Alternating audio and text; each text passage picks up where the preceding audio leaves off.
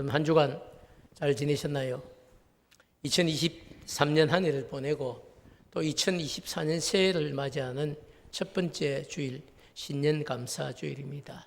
오늘도 여러분 예배를 통하여서 여러분들이 새 힘을 얻고 승리할 수 있는 그런 복된 한 주간이 꼭 되시기를 주님의 이름으로 축복합니다. 성도의 삶의 여러분 승리는 뭘로 되느냐? 하나님, 살아계신 하나님을 꼭 붙들고 그분의 약속을 붙들고 또 그분이 우리에게 주신 교훈을 꼭 붙들고 그걸 내 삶의 이정표로 삼고 살아갈 때에 우리는 늘 승리할 수 있습니다. 저는 그런 은혜가 2024년부터 우리 품원교회 성도들에게 꼭 나타나기를 주님의 이름으로 축복합니다. 그래서 오늘 우리가 전할 제목, 일어나서 함께 가자, 이런 제목입니다. 이 제목은 2024년도 표어인 우리 교회 표어에 나타나 있습니다. 2024년 표어, 주님의 사람, 어여쁜 자야, 일어나서 함께 가자, 이런 이야기입니다. 무슨 내용인지, 어떤 의미인지 오늘 이제 신년 감사 예배를 통해서 그 의미들을 여러분에게 정확하게 좀 전달하려고 생각합니다. 자, 여러분 아가서 우리가 말씀을 읽었는데요. 이 아가서는 아가라는 그 단어 자체가 노래 중에 노래다, 이런 뜻입니다. 시 중에 시, 노래 중에 노래다, 이런 표현인데요. 총 8장으로 되어 있는 어떻게 보면 짧은 성경이라고 볼 수 있습니다. 근데 여러분 1장부터 8장까지 핵심적인 딱 주제가 딱 하나 있는데 그게 뭐냐면 결혼 이야기입니다. 결혼 이야기. 그래서 신학교를 다닐 때 교수님들도 그런 얘기를 많이 했거든요. 결혼하기 전에 반드시 연애할 때는 아가서를 몇 번 읽어야 된다, 이런 얘기를 합니다. 그만큼 우리에게 어떻게 여러분 남녀 간에 참 이렇게 사랑이 어떤 과정을 통해서 이루어져 가는지, 또 반드시 사랑한다고 다 좋은 관계만 있는 것이 아니고 정말 사랑하지만 그 사랑을 방해하는 세력들도 있고 때로는 또 그 사랑을 확신하지 못해서 갈등을 일으킬 때도 있는 이런 수많은 이야기가 아가서에 다 나타나 있습니다. 그래서 오늘 궁금하신 분은요, 오늘 설교 다 듣고 난 뒤에 집에 돌아가셔서 아가서 8장밖에 안 되니까 1장부터 8장까지 한번 읽어보시면 목사님이 무슨 이야기를 했는가 이런 것을 더 자세히 잘 알 수 있을 거라고 믿습니다. 사랑하는 여러분, 아가서의 핵심적인 주제는 말씀드린 대로 솔로몬 왕과 그리고 술람미라고 하는 시골 이 출신의 여인이 여러 가지 많은 어려움을 극복하고 두 사람의 사랑이 결실을 맺는, 그래서 결혼을 하게 되는 이런 이야기가 사실 주제죠. 오늘 여러분이 보고 계셨던 이 10절부터 그죠? 17절까지 내용 중에 10절부터 14절까지 내용은 솔로몬 왕이 술람미 여인에게 청혼을 하고 있는 내용입니다. 자, 여러분. 그래서 10절부터 14절까지 그런 의미를 이해하고 다시 제가 본문을 한번 읽어드리겠습니다. 10절입니다. 나의 사랑하는 자가, 여기 솔로몬 왕입니다. 나의 사랑하는 자, 그 솔로몬 왕, 내 신랑이 되실 그분이 내게 말하여 이르기를, 요 내게는 술람미 여인이죠. 솔로몬 왕이 술람미 여인에게 말하여 이르기를, 나의 사랑, 내 어여쁜 자야, 일어나서 함께 가자. 겨울도 지나고 비도 그쳤고 지면에는 땅에는 꽃이 피고 그리고 새가 노래할 때가 이르렀는데 마침 비둘기의 소리가 우리 땅에 들리는구나. 무화과 나무에는 푸른 열매가 익었고 포도나무는 꽃을 피워 향기를 토하는구나. 나의 사랑, 나의 어여쁜 자야, 일어나서 함께 가자. 바위 틈 낭떠러지 은밀한 곳에 있는 나의 비둘기야. 은유적인 표현이죠. 내가 내 얼굴을 보게 하라. 내 소리를 듣게 하라. 내 소리는 부드럽고 내 얼굴은 아름답구나. 이게 여러분 지금 신랑이 될 솔로몬 왕이 술람미 출신의 여인에게 지금 보낸, 어떻게 보면 그죠, 청혼의 내용입니다. 일어나서 함께 가자, 이런 얘기를 하고 있는데요. 솔로몬 왕은 이 술람미 여인을 향해서 그냥 일어나서 함께 가자고 하지 않고 나의 사랑하는 자, 내 어여쁜 자야, 일어나서 지금 나와 함께 가자 이렇게 이야기하면서 그걸 여러분 청혼을 하고 있는 겁니다. 솔로몬은 한 번에 청혼으로 그냥 끝내지 않고 겨울도 지나고 비도 그쳤고 지면에는 꽃이 피기 시작했고 새가 노래할 때가 되었다고 이야기하면서 재차 청혼을 합니다. 그러면서 비둘기의 소리가 우리 땅에 들렸다 이런 이야기를 합니다. 왜 그랬을까요? 비둘기는요 옛날부터 고대 근동 사람들에게 평화를 상징하는 새입니다. 그래서 비둘기를 보면 여러분도 뭐 그런 걸 많이 느끼죠. 비둘기가 뭐 이렇게 탁 쳐다보면 모든 곳에 그림을 그릴 때 평화를 상징할 때 무지개가 아니면 비둘기가 많이 있어요. 비둘기를 들어서 이야기합니다. 비둘기의 이야기를. 비둘기의 소리가 지금 우리 땅에 들린다 이런 이야기를 하면서 그 이유가 여러분 고대 근동 사람들에게 이 비둘기는 평화를 상징했고 또 동시에 봄이 왔다는 사실을 알려주는 전령과도 같은 역할을 누가 했느냐? 비둘기가 했습니다. 그래서 솔로몬은 비둘기의 소리, 봄의 소식을 우리에게 전해주고 있는 비둘기의 소리가 지금 땅에서 내게 들린다 이런 이야기를 하고 있습니다. 자 여러분, 솔로몬이 살았던 이 고대 근동의 겨울은요 바람이 정말 심하게 불고 또 한기를 느끼게 하는 겨울비가 많이 내리는 그런 곳이었습니다. 그래서 사람들이 여러분 이 겨울 동안에 고대 근동의 사람들은요 겨울 동안에 바깥 출입을 거의 하지 않습니다. 집 안에서만 생활을 하는 거죠. 여러분이 잘 알고 있는 방콕 이런 걸 여러분 어디 사느냐 이러면 겨울에는 아예 집에서 나오지 않습니다. 그래서 봄, 여름, 가을에 겨울에 먹을 것을 다 저장해 놓고 그 안에서 그냥 집안 생활을 하는 것이 고대 근동 사람들의 삶이었죠. 자, 그런데 여러분, 그렇지만 그렇기 때문에 겨울이 지나고 봄이 오면요, 사람들이 이제 농작물 재배를 위해서 매우 분주히 움직이기 시작합니다. 솔로몬 왕은 여러분, 이 술람미 여인에게 청혼을 하면서 이제 겨울이 지나고 봄이 왔으니 뭘 하자는 이야기입니까? 우리 역시도 웅크리지 말고 집 안에만 들어있지 말고 집 밖으로 나와서 우리도 이런 봄이 온 것처럼 우리도 다시 관계를 회복하고 그리고 결혼을 하자고 지금 청혼을 하고 있는 겁니다.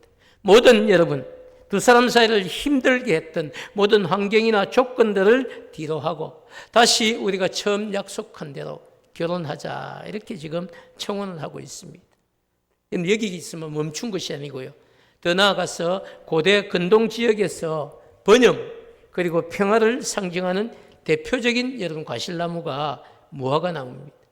무화과나무에도 그리고 또 여러분 푸른 열매가 익었고 더 나아가 포도나무는 꽃을 피워서 향기를 토하고 있다고 이야기를 하면서 나의 사랑, 나의 예쁜 자야 더 이상 머뭇거리지 말고 웅크려 있지 말고 일어나서 함께 가자고 청혼을 하고 있습니다. 이게 여러분 오늘 솔로몬의 청혼입니다. 쉽게 좀 정리를 해보면요. 술람미 출신의 이 여인 누구도 거들떠보지 않고 심지어 자기 오빠들마저도 무시했던 여인 그래서 뭐 누군가 주목하지도 않았던 이 여인을 향해서 솔로몬 왕이 첫눈에 딱 보고 반해가지고 이 여인을 자기의 부인으로 삼으려고 생각하고 그래서 이제 겨울이 지났고 봄이 왔기 때문에 봄이 와서 모든 것이 태동하는 것처럼 당신과 나 사이의 관계도 새롭게 시작을 하자. 그래서 나와 함께 가자. 그래서 그것이 여러분 청혼이죠. 자, 여러분 그러면서 솔로몬은 자신의 신부가 될 이 술람미 여인을 향해서 바위 틈 낭떠러지 은밀한 곳에 있는 나의 비둘기야 이렇게 표현을 합니다. 내가 당신의 얼굴을 보게 하라. 내가 당신의 목소리를 듣게 하라고 부끄러워하고 있는 이 신부가 될 술람미 여인에게 그런 것들을 요청하고 있습니다. 결국은 여러분 10절부터 14절까지 내용은 신랑이 될 이 솔로몬 왕이 신부가 될 술람미 여인을 향하여서 어떻게든지 나를 믿고 나를 따라와라. 힘들고 어려운 과정은 있었지만은 그러나 지금부터 나와 함께 가자. 내가 당신을 책임져 주겠다. 내가 당신과 함께 하겠다. 어떤 어려움이 있어도 당신과 함께 내가 행복한 삶을 살겠다. 이런 것을 여러분이 이야기하는 것이 오늘 솔로몬 왕의 고백이죠. 자, 그런데 여러분, 그 솔로몬 왕의 고백에 대해서 뭔가 대답을 해줘야 될 것 아닙니까? 그래서 15절과 16절은요, 솔로몬 왕의 청혼을 수락하고 있는 술람미 여인의 노래, 하담 노래입니다. 그 이야기를 듣고 그냥 있을 수는 없지 않습니까? 그래서 15절과 16절로 화답을 하는 거예요. 그래서 15절 말씀을 보면요, 그렇게 고백을 한, 다만 그저 우리를 위하여 여우 곧 포도원을 흐는 작은 여우를 잡으라. 우리의 포도원에 꽃이 피었습니다. 16절은 여러분 이렇게 내 사랑하는 자는 내게 속하였고 나는 그에게 속하였도다. 그가 백합화 가운데서 양떼를 먹이는구나. 여러분 무슨 이야기인지 한번 보시죠. 15절을 보면요, 그렇게 이야기를 하고 있습니다.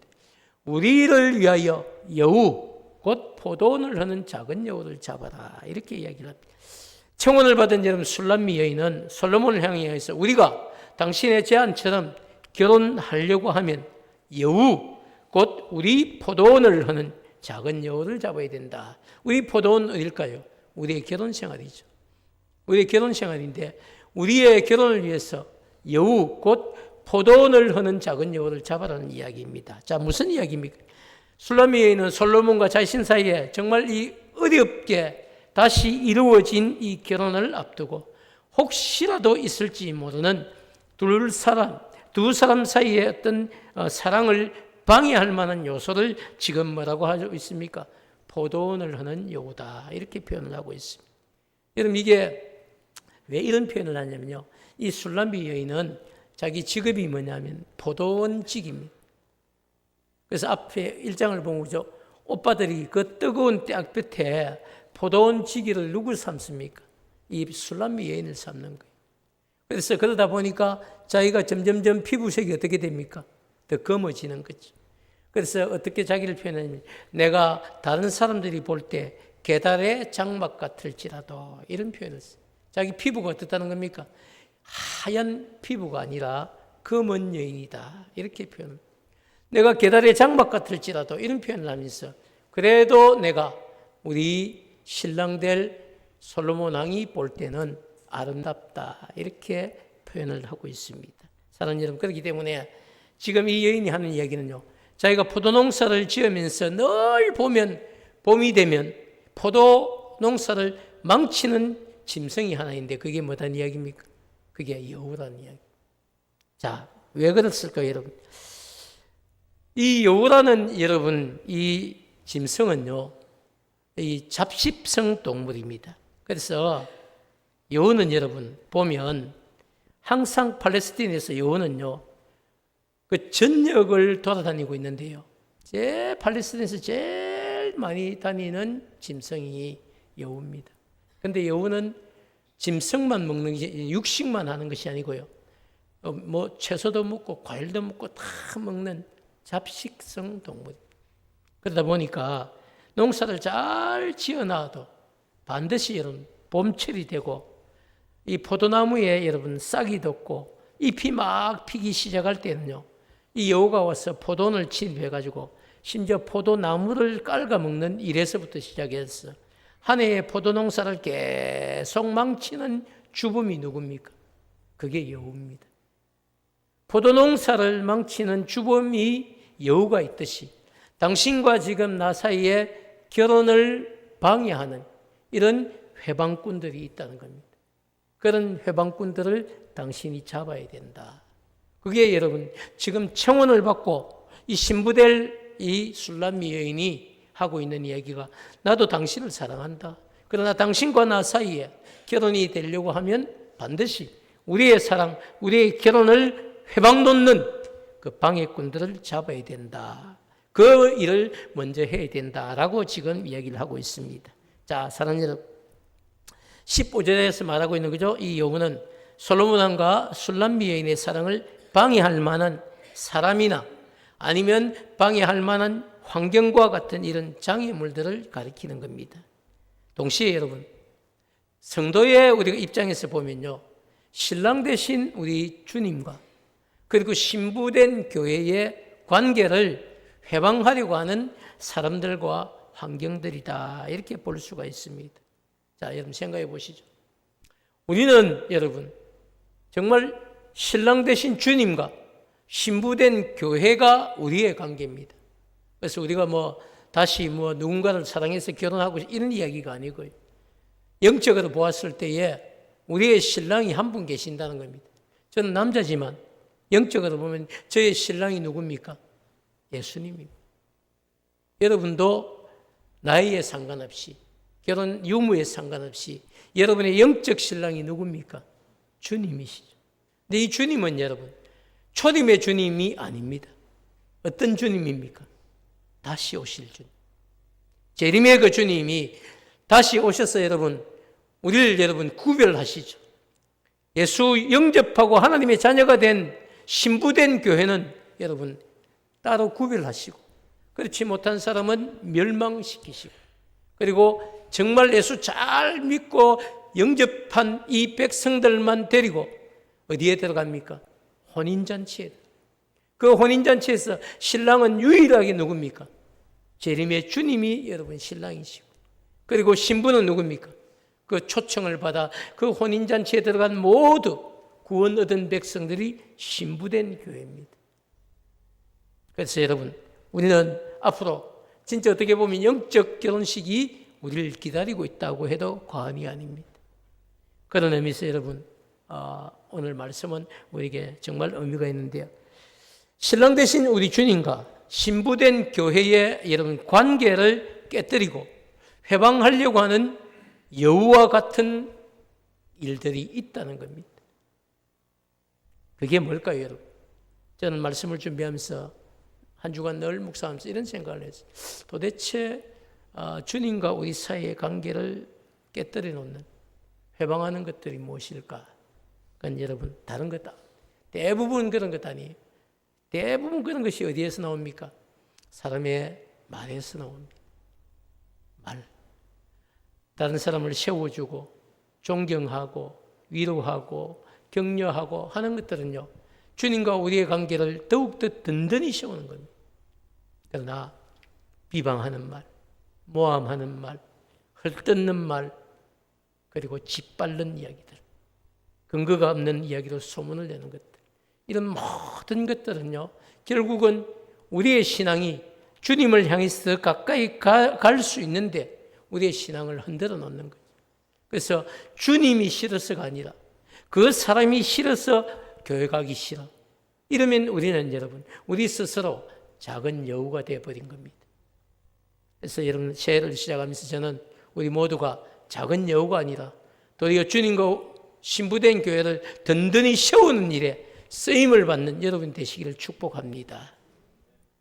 사랑하는 여러분, 그렇지만 그런 여러분 위기, 갈등, 어려움 이런 것들이 있었지만 그럼에도 불구하고 여우를 잡으세요. 그래야만 내가 결혼합니다.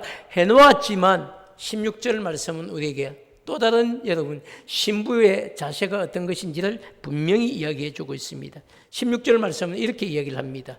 내 사랑하는 자는 내게 속하였고 나는 그에게 속하였도다. 그럼에도 불구하고 내 사랑하는 자 솔로몬 왕은 나에게 속하였고 나는 신랑이 될 그 솔로몬 왕에게 속하였다. 분명하게 아무리 주변에서 우리를 방해한다고 할지라도 우리를 넘어뜨리려고 한다 할지라도 또 모함한다고 할지라도 그럼에도 불구하고 이런 고백이 있어요. 내 사랑하는 자는 내게 속하였고 나는 그에게 속하였다. 사랑하는 여러분, 신앙생활은 사람을 보고 타는 것 아닙니다. 신앙생활은 여러분 환경 앞에서 넘어지는 것 아닙니다. 신앙생활은 신랑 되신 주님이 오실 그 주님을 바라보고 하는 겁니다. 우리의 신앙생활에 여러분 마지막 목표가 어디에 있습니까? 신랑 되신 주님 앞에 섰을 때 그 주님이 우리를 향하여서 잘하였다고 칭찬해 주는 그 한마디에 여러분 우리의 신앙생활을 하는 것 아닙니까? 다시 오실 그 주님 바라보면서 하는 것 아닙니까? 오늘 내가 살아가면서 사람들의 칭찬 때문에 사람들의 또 참 원치 않는 그런 이야기 때문에 내가 신앙생활을 하고 말고 하는 것 아니지 않습니까? 우리의 신앙생활은 여러분 목표가 분명해야 됩니다. 신랑 되신 주님, 그 주님을 바라보고 그 주님이 오실 때까지 칭찬받기 위해서 우리가 신앙생활하는 그것이 저는 영적으로 분명한 목표라고 믿습니다. 사랑하는 여러분, 그렇기 때문에 여러분 청혼을 받고 난 이후에 정말 우리의 사랑을 방해하는 작은 여우가 있다 할지라도 그 여우를 잡아야 됩니다 하고, 그러나 그럼에도 불구하고 그런 어려움, 갈등, 여러 가지 일들이 있지만 나는 당신에게 속했습니다. 당신도 내게 속한 것을 내가 알고 있습니다. 그런 고백을 하고 있습니다. 사랑하는 여러분, 어떻습니까?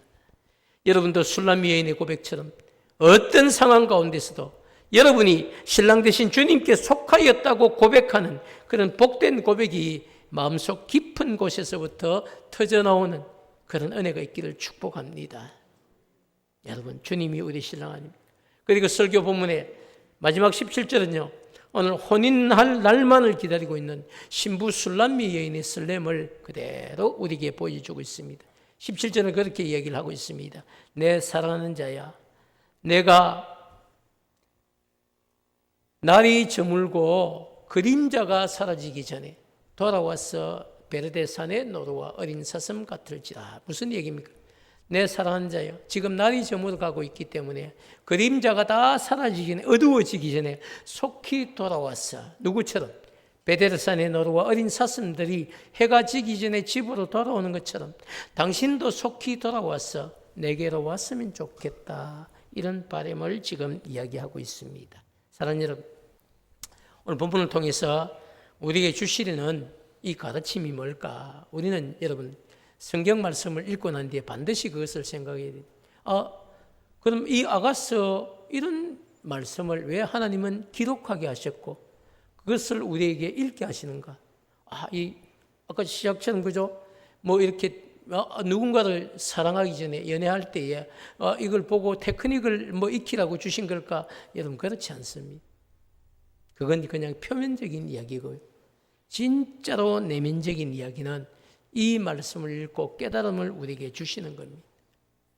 술람미 여인과 솔로몬 왕의 여러분 결혼은 조건으로만 보았을 때는 결혼이 성사될 수 없는 이런 환경이었습니다. 인간적인 표현하면 쉬운 결혼 아니라 너무너무 힘든 결혼이었는데도 불구하고, 그렇지만 솔로몬 왕은 이 쉽지 않은 모든 조건들을 뒤로하고 술람미 여인과의 사랑을 결국은 이루어내었고, 그리고 결혼해서 행복하게 살게 되었다는 이야기입니다. 여러분, 힘든 상황이었지만 두 사람의 결혼이 성취된 결정적인 역할은요, 솔로몬 왕이 이 술람미 여인을 향해서 했던 청혼 이야기입니다. 솔로몬 왕은 자격이 없다고 생각하고 스스로 시리에 빠져 있었던 이 술람미 여인을 찾아갔어요. 그에게 이야기하죠. 나의 사랑, 나의 어여쁜 자야, 일어나서 함께 가자고 이렇게 청혼을 합니다. 여러분도 알다시피 10절 한 번만 그런 것이 아니고요, 13절을 통해서도 똑같이 나의 사랑, 나의 어여쁜 자야, 일어나서 함께 가자고 이렇게 두 번이나 여러분 권유를 하고 있습니다. 사랑하는 여러분, 저는 오늘 2024년 여러분 새해를 시작하는 신년 감사 예배를 맞아서 오늘 이 자리에 계신 우리 품원교회 성도들에게 전하고 싶은 한 가지 이야기는요, 저도 여러분에게 그렇게 이야기하고 싶습니다. 나의 사랑, 나의 어여쁜 자야, 일어나서 함께 가자. 주님이 오늘 저와 여러분에게 던지는 말씀입니다. 저와 여러분이, 아까도 말씀드렸지만 저와 여러분은 성도, 그것을 떠나서 주님의 입장에서 우리를 보았을 때 누굽니까? 신부된 교회고 신부된 성도입니다. 주님이, 신랑 되신 주님이 다시 오시면요, 누가 신부의 자리에 서게 됩니까?